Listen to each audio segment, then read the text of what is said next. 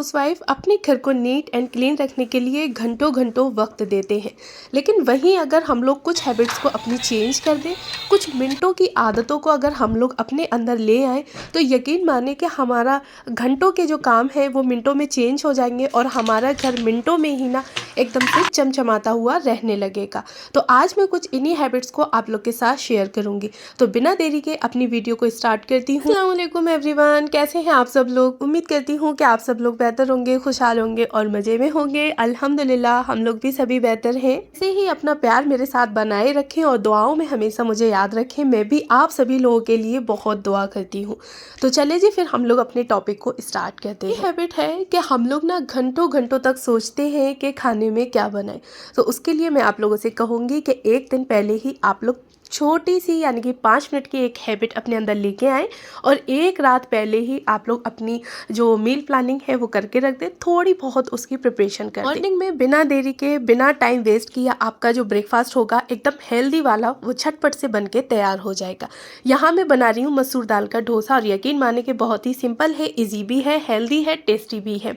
तो क्या किया था मैंने कि एक रात पहले ही मैंने इसके लिए दाल को भिगो के रख दिया था, मसूर की दाल को।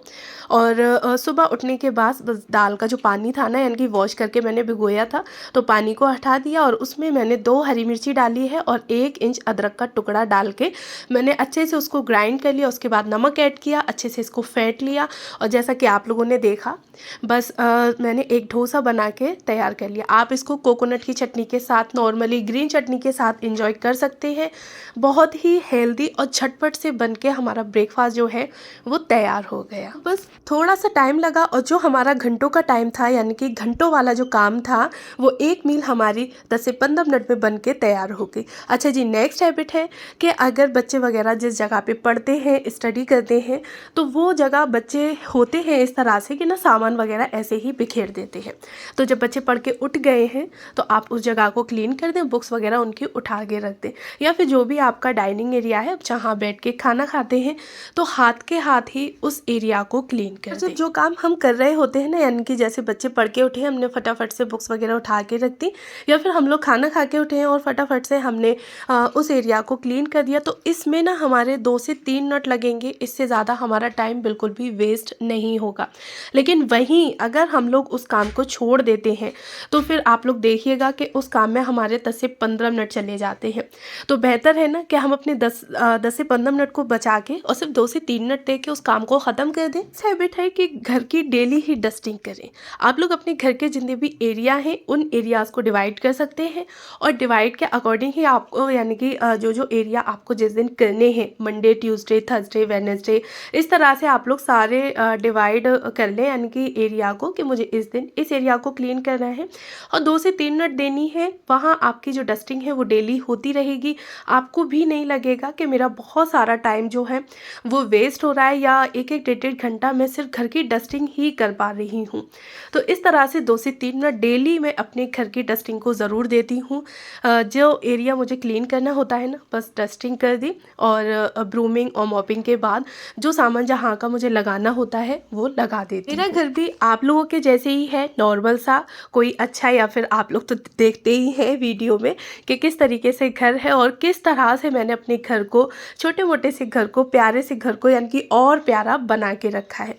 तो ये सिर्फ हम लोगों के हाथ में होता है कि हम अपने घर को किस तरह से मैनेज करके उसको डेकोर करके चलते हैं।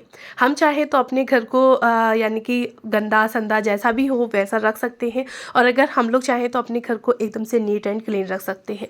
छोटी छोटी सी हम लोगों की यही सिर्फ हैबिट्स होती हैं। मैं ना क्या करती हूँ कि मॉर्निंग में उठने के बाद जैसे कि ब्रेकफास्ट वगैरह करवा दिया बच्चों को, मैंने कर लिया, हस्बैंड को करवा दिया, मेरा आपको स्कूल भेज दिया, तो उसी टाइम में ही मेरी कुकिंग का जो काम होता है ना वो काफ़ी हद तक मैं अपना ख़त्म कर लेती हूँ। और उसके बाद फिर जब मेरा अब स्कूल के लिए निकल जाता है, हस्बैंड मेरे चले जाते हैं, तो फिर मैं आराम से करती हूँ घर की क्लीनिंग। वहाँ मैं अपने आप को 1 से 1.5 घंटा देती हूँ डस्टिंग और जो कपड़े वगैरह वॉश करने होते हैं, यानी कि हर एक काम को मिला के 1 से 1.5 घंटा देती हूँ और कोशिश करती हूँ कि 1 से 1.5 घंटे के अंदर मैं अपने घर को एकदम अच्छी पोजीशन में ले आऊँ। अच्छा, और ना मुझे कमेंट बॉक्स में बताइएगा ज़रूर कि किन लोगों की मेरे जैसी आदत है कि जब तक ना घर को अपने सेट ना कर लें जब तक सुकून नहीं मिलता। मैं अपने घर की हर एक चीज़ को सेट कर लेती हूँ ना, तो यकीन मानो मुझे बहुत अच्छा सेटिस्फेक्शन मिलता है कि हाँ भाई मेरा घर एकदम से क्लीन हो गया। अच्छा, दानीन सो रही थी तो इस वजह से ना मैंने बेड की बेडशीट को चेंज नहीं किया था, लेकिन जब दानीन उठ गई तो उसके बाद मैंने दानीन को भी तैयार कर दिया और साथ ही बेडशीट को भी चेंज कर दिया। अच्छा, यहाँ मैं आप लोगों को एक टिप देना चाहूँगी कि जिस बेड को अगर आप लोग यूज़ नहीं करते हैं तो उसको ना आप लोग नाइट में ही यानी कि इवनिंग, जो हम लोगों का नाइट रूटीन या इवनिंग रूटीन होता है ना 10 से 15 मिनट का, तो उस रूटीन में आप लोग बेडशीट जो है ना उसको चेंज कर दें, तो सुबह का आपका काफ़ी हद तक का जो काम होगा ना वो कम हो जाएगा। उस एरिया को आप लोग नाइट में ही क्लीन कर चुकी हैं, मॉर्निंग में उठ के आप लोगों को उससे हाथ नहीं लगाना है। एक टिप ये है कि जिस तरह से हम लोग अपना मॉर्निंग का रूटीन बना के रखते हैं उसी तरह से 10 से 15 मिनट का आप लोग नाइट रूटीन जो होता है ना उसको भी बना के रखें। जो चीज़ें इधर की उधर हो रखी हैं तो उनको भी ठीक कर दें। अच्छा जी, नेक्स्ट हैबिट है कि जो हमारा एंट्रेंस एरिया होता है हमें उसको भी नीट एंड क्लीन करके रखना है। अक्सर करके हम लोग अपने घर को तो फुल टाइम देते हैं, अंदर के जो भी एरिया होते हैं, बेडरूम वगैरह है, किचन है, सारी चीज़ों को हम लोग अच्छे से टाइम देते हैं, लेकिन एंट्रेंस एरिया हम लोगों से ना थोड़ा निगलेक्ट हो जाता है या फिर हमसे इग्नोर हो जाता है। तो कोशिश करें कि अपना जो एंट्रेंस एरिया है उसको भी अच्छे से डेकोर करके रखें और साथ ही टाइम टू टाइम उसकी क्लीनिंग, डस्टिंग वगैरह जो भी है वो करें। तो बाहर ना मेरे एंट्रेंस एरिया में शूज़ रैक रखी हुई है, तो इसके अंदर जो भी हम लोगों के डेली बेसिस के स्लीपर्स वगैरह होते हैं वो रखती हूँ, और जो भी हम लोगों के शूज़ वगैरह हैं आने जाने के, तो वो पूरे यानी कि सारी चीज़ें हम सभी लोगों की इस रैक में रखी रहती हैं। ऊपर मैंने नॉर्मली एक आर्टिफिशियल छोटा सा पॉट रख रखा है, एक कैंडल रख रखी है और वुडन का एक ट्री लगा दिया है जिसमें कि की वगैरह लग जाती हैं, लेकिन मैं इसमें की नहीं लगाती। साथ ही आज ना मैंने यहाँ पे एक पॉट रखा है, फ्लावर्स वगैरह रख दिया, इनकी फ्लावर्स का एक बंच रख दिया है, और मेरे पास कोई भी पॉट वगैरह नहीं था तो मैंने उसको ना बोतल में रख दिया। तो ये बस हम लोगों को आइडिया लगाने हैं। सॉस की बोतल थी, उसको अच्छे से वॉश कर लिया, कागज़ उसका अच्छे से भी हट नहीं पाया है, बट कोई नहीं, नेक्स्ट टाइम मैं फिर वॉश करूँगी, उसको पूरे तरीके से हटा दूँगी। और यहाँ पे साथ ही ना मैंने आप लोगों को दिखाया था कि जैसे कि 2 टेबल आई थी, तो एक टेबल को मैंने बाहर बेड के पास रखा है और दूसरी टेबल को मैंने ना अंदर रूम में सिटिंग एरिया जो होता है ना, थोड़ा कॉफ़ी टेबल जो बोलते हैं, उस तरह से इसको डेकोर करके रख दिया है। हमेशा ना कोशिश करती हूँ कि अपने घर के हर एक कॉर्नर को, छोटा कॉर्नर हो, बड़ा कॉर्नर हो, कोई भी एरिया हो, मतलब कोने कोने को भी मैं अच्छे से सजा के रखूँ। ये मेरी हमेशा से मतलब मेरा मन रहता है और मैं कोशिश भी करती हूँ।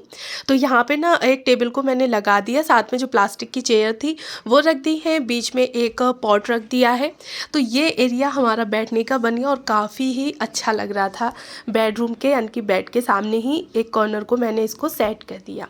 अच्छा जी, हाँ, फिर मैं सूट की कटिंग कर रही थी, तो सिलाई वगैरह की। ये ना मेरी मम्मी का सूट है, यानी कि सासू माँ का सूट है, तो इनकी, और उसके बाद इसकी स्टिचिंग यानी कि मशीन लगा ली थी। फटाफट से मशीन लेके मैं बैठ गई सिलाई करने के लिए।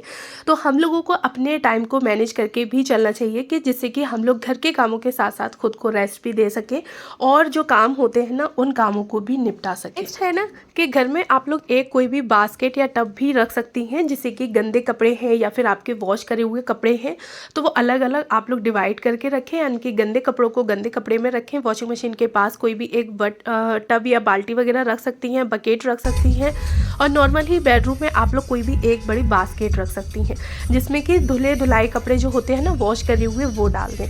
तो कपड़े भी अगर ऐसे ही हम लोगों के उल्टे सीधे पड़े रहे ना तो वो भी एक मैस क्रिएट करते हैं।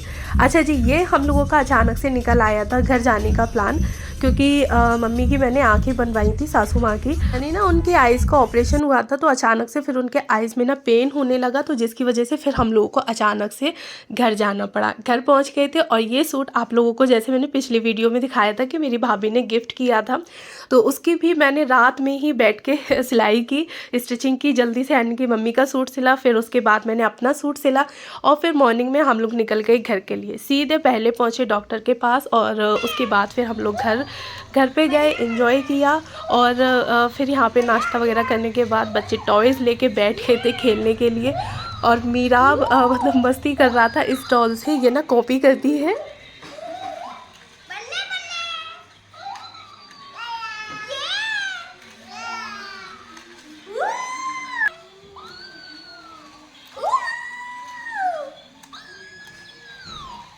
वहाँ ना बस हम लोगों ने एंजॉय वगैरह किया और डॉक्टर को हम लोग पहले ही दिखा कर आए थे, इसी वजह से कि बार बार ना जाना पड़े। प्लस फ्राइडे था तो इसलिए जुमे से पहले ही हम लोग ना फ्री हो गए थे। नमाज अपनी अदा की घर के सभी लोगों ने और फिर बच्चे खेल रहे थे, बच्चे खेलते रहे। अच्छा, ये था मेरा आज का ब्लॉग और कमेंट बॉक्स में बताइएगा ज़रूर कि कैसा लगा। मेरी एक सब्सक्राइबर है शाइस्ता खातून, जो कि काफ़ी टाइम से मुझसे रिक्वेस्ट कर रही है कि अपना फ्राइडे ब्लॉग ज़रूर दें। तो नेक्स्ट फ्राइडे इंशाल्लाह मैं आप लोग के साथ अपना फ्राइडे ब्लॉग जो है वो ज़रूर शेयर करूँगी। ये ना इस फ्राइडे को हमें जाना पड़ गया था घर के लिए, तो इस वजह से मैं नेक्स्ट फ्राइडे ब्लॉग जो है वो इंशाल्लाह ज़रूर शेयर करूँगी। अच्छा, कमेंट बॉक्स में मुझे बताना ना भूलिएगा कि आज का मेरा ब्लॉग कैसा लगा। मिलती हूँ आपसे नेक्स्ट और इंटरेस्टिंग से ब्लॉग के साथ। और हाँ, कमेंट बॉक्स में बताएं ज़रूर कि कौन सा पार्ट सबसे ज़्यादा अच्छा लगा है।